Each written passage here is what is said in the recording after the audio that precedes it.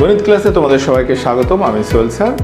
9.2 অর্থাৎ এইচএসসি যারা দিচ্ছ গতিবিদ্যার 9.1 ক্লাস শেষ আমার 9.2 এর আজকের ক্লাস।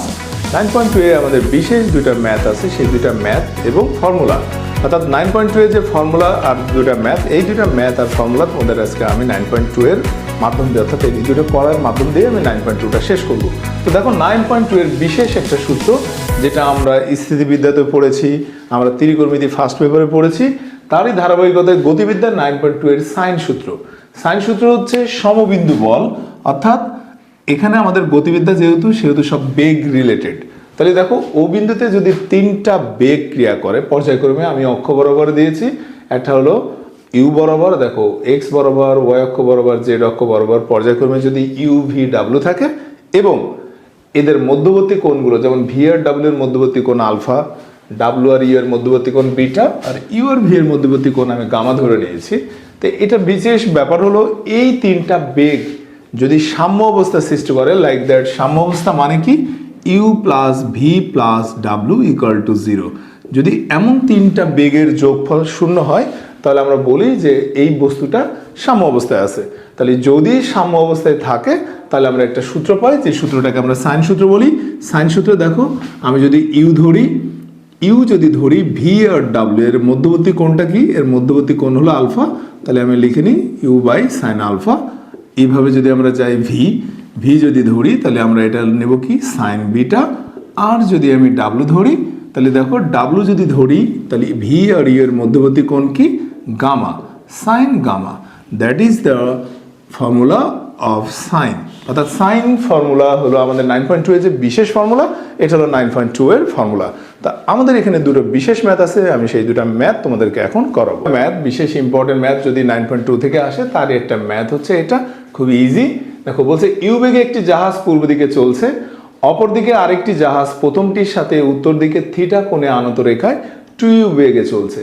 প্রথম জাহাজের যাত্রীদের নিকট মনে হচ্ছে দ্বিতীয় জাহাজটি উত্তর পূর্ব দিকে চলছে। প্রমাণ করো যে theta equal to half into sign inverse 3/4।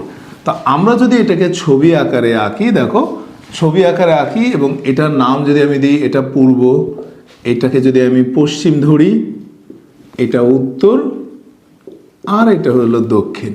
My dear students, আমাদের এখানে বলছে ইউ বেগে একটি জাহাজ পূর্ব দিকে চলছে। তাহলে আমরা যদি ডিরেকশন দিই, এটা হলো ইউ বেগে একটা জাহাজ পূর্ব দিকে চলছে, অপর একটি জাহাজ প্রথমটির সাথে উত্তর দিকে থিটা কোণে আনত, আরেকটা জাহাজ থিটা কোণে আনত রেখায় 2u বেগে যাচ্ছে। তাহলে আমরা এটা 2u বেগে ধরি, এই জাহাজটা উত্তর দিকের সাথে থিটা কোণে আনত।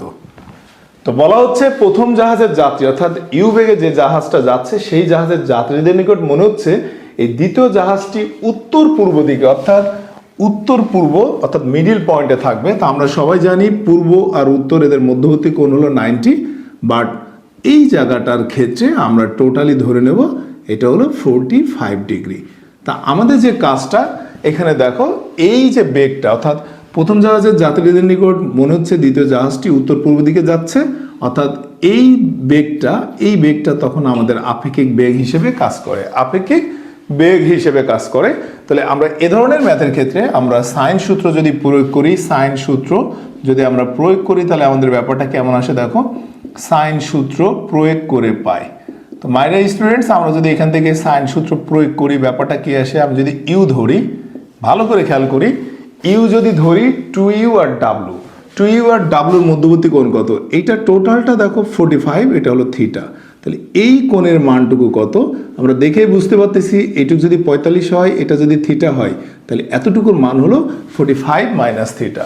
তাহলে আমরা এখানে একটু নোট করে নিই, sine 45 minus theta equal to, আমি যদি 2u ধরি, 2u ধরলে দেখো, 2u ধরলে ডাব্লু আর ইউ, ডাব্লু আর ইউ এর মধ্যবর্তী কোণ হলো, খুব সুন্দর করে এখানে দেওয়া আছে, ডাব্লু আর ইউ এর মধ্যবর্তী কোণ হলো 45। তাহলে আমরা এখানে এটার মান দিয়ে দিই সাইন 45 ডিগ্রি। তো দেখো তো উভয় পক্ষ থেকে আমরা যদি ইউ বাদ দিয়ে দিই, ইউ বাদ দিলাম 1 by sine A minus B.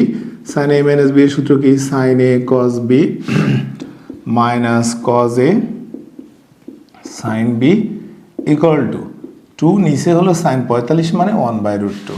তাহলে আমাদের এখানে কাজ কি, উভয় পক্ষ থেকে 1/√2 দেখো কমন নিয়ে নিলাম, cos theta minus sine theta এ পাশে আমাদের 2, নিচে 1/√2।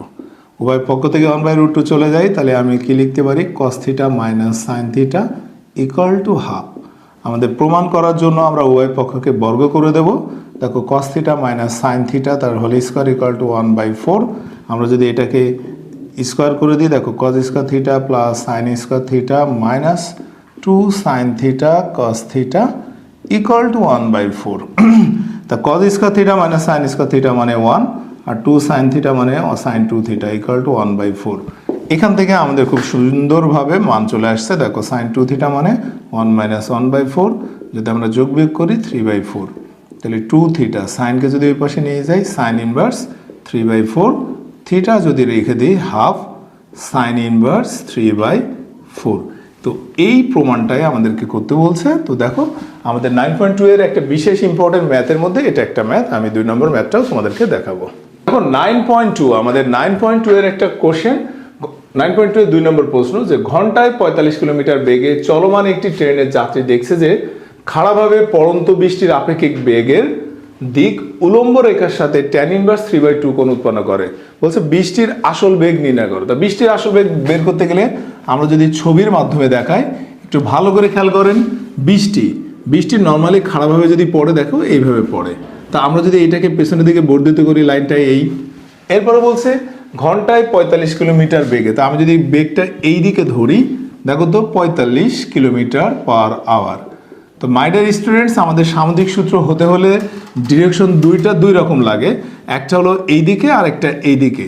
তা আমরা যদি 45 কিলোমিটারকে এই পাশে নিয়ে আসি, 45 কিলোমিটারকে এই পাশে নিয়ে আসি, তাহলে আমাদের সেক্ষেত্রে লব্ধির সূত্রটা ইউজ হয় না। তা লব্ধির সূত্রটা যদি আমাদের ইউজ করতে হয়, সেক্ষেত্রে আমরা এটাকে উল্টা করে ধরতে পারি। দেখো এই পাশে যদি আমি ধরি 45 কিলোমিটার পার আওয়ার, তো দেখো খুব ভালোভাবে এই বেগের দিকটা এইদিকে আর এই বেগের দিক এইদিকে, তার মানে আমাদের তখন লব্ধি তৈরি হবে এই লাইন বরাবর। সামুদ্রিকের সূত্র হতে হলে সব সময় কৌণিক বিন্দু থেকে দুইটা ডিরেকশন দুই দিকে যাবে, এবং সেক্ষেত্রে এখানে লব্ধি হবে। এবং এই লব্ধিটা দেখো বলছে লব্ধির দিক উলম্ব রেখার সাথে, উলম্ব মানে কি, উলম্ব মানে যেটা লম্ব, সেই লম্বের সাথে tan ইনভার্স 3/2 কোণ উৎপন্ন করা। অর্থাৎ আমি এটাকে থিটা ধরে নিলাম এবং থিটার ভ্যালুটাও দিয়ে দিলাম। থিটা মানে tan ইনভার্স 3/2, tan ইনভার্স 3/2 এটা নির্ণয় করে। তা বলছে বৃষ্টির আসল বেগ নির্ণয় করো। বৃষ্টি, তাই বৃষ্টি জিনিসটা কি, সেই বৃষ্টির আসল বেগটা বের করে দিচ্ছি। ধরে নিচ্ছি বৃষ্টির আসল বেগ হলো ইউ, আর ট্রেনের বেগটা হলো 45 কিলোমিটার পার আওয়ার। তো দেখো আমরা এখানে সাইন সূত্র ইউজ করব, যে লিখে নেব যে ধরি বৃষ্টির আসল বেগ হলো ইউ। আমরা যদি এখানে সাইন সূত্র প্রয়োগ করি, আমাদের ম্যাথ শেষ। দেখো সাইন সূত্র প্রয়োগ করে পাই, ছোট্ট অঙ্ক কিন্তু ইম্পর্টেন্ট, 9.2 দ্বিতীয় পত্রের জন্য তোমাদের। তাহলে আমি যদি ইউ ধরলাম, দেখো ইউ যদি ধরি লব্ধি বেগের সাথে এইটা, অর্থাৎ এই কোণের সাথে কি কোণ উৎপন্ন করে, এইটুক যদি থিটা হয়, এই টোটালটা হলো 90 থেকে আমরা থিটা বাদ দিয়ে দেবো। তাহলে আমি যদি ইউ ধরি, তাহলে এখানে আমি কি লিখতে পারি, sine 90 minus theta equal to, আমি যদি 45 ধরি, তাহলে এখানে কি হয়, দেখো 45 এই কোণ মানে এই রেখার সাথে কি কোণ উৎপন্ন করে, থিটা কোণ উৎপন্ন করে। অর্থাৎ আমি এখানে নাম দিয়ে দিলাম সাইন থিটা। তো মাই ডিয়ার স্টুডেন্টস, আমরা সবাই খেয়াল করি, দেখো sine 90 minus theta, sine 90 minus theta মানে কি, cos theta equal to 45 divided by sine theta. তো এখান থেকে আমাদের ইউ বের করতে হবে। ইউ যদি বের করি 45, কসকে ওই পাশে নিয়ে যাও, cos theta divided by sine theta. তাহলে 45 কসকে যদি আমি নিচে নিয়ে আসি, সাইন বাই কস মানে কি স্যার, ট্যান থিটা। তাহলে উপরে 45, নিচে দেখো থিটা মানে কি, ট্যান ইনভার্স 3/2। তাহলে আমি এই ট্যান রাখলাম, আর থিটার পরিবর্তে ট্যান ইনভার্স 3/2 ইউজ করলাম। তাহলে আমাদের কি আসছে, 45 নিচে 3/2, অর্থাৎ 45 গুণ 2 নিচে হলো 3, কাটাকাটি করলে 30 কিলোমিটার পার আওয়ার। এটাই ছিল আমাদের সেই বৃষ্টির আসল বেগ। তো এভাবে 9.2 আমি আজকে শেষ করলাম। ধারাবাহিকভাবে 9.3 তোমাদের সাথে আমার দেখা হবে। সে পর্যন্ত সবাই ভালো থাকবেন, সুস্থ থাকবেন। আল্লাহ হাফেজ।